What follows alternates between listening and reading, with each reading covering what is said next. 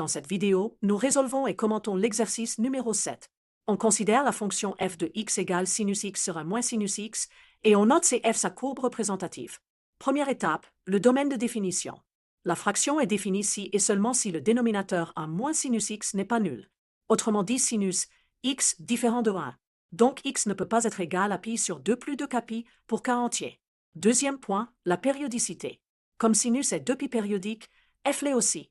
Pour tout x du domaine, f de x plus 2pi égale f de x. Troisième étape, étudions les limites autour de points importants. Commençons par x tendant vers 3pi sur 2. Ici, sinus tend vers moins 1, donc f tend vers moins 1,5. En revanche, au voisinage de pi sur 2, le dénominateur tend vers 0 positif et le numérateur vers 1, donc f tend vers plus l'infini, asymptote verticale. Quatrième point, dérivée et signe. Dérivons f en utilisant la règle du quotient.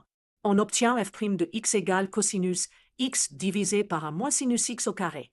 Le dénominateur est toujours strictement positif sur le domaine, donc le signe de f' est le signe de cosinus x. Cinquième étape, le tableau de variation sur un intervalle de longueur de pi. Prenons l'intervalle ouvert entre pi sur 2 et 5pi sur 2. Les zéros de cosinus se trouvent en pi, 3pi sur 2, 2pi, etc. Entre pi sur 2 et 3pi sur 2, cosinus est négatif, donc la fonction décroît de plus l'infini vers moins 1,5, puis elle croît ensuite vers plus l'infini. Enfin, sixième étape, traçons un croquis qualitatif sur l'intervalle allant de moins pi à 3pi. On trace les asymptotes verticales en x égale pi sur 2 et 5pi sur 2, puis on représente la courbe par morceau entre ces asymptotes.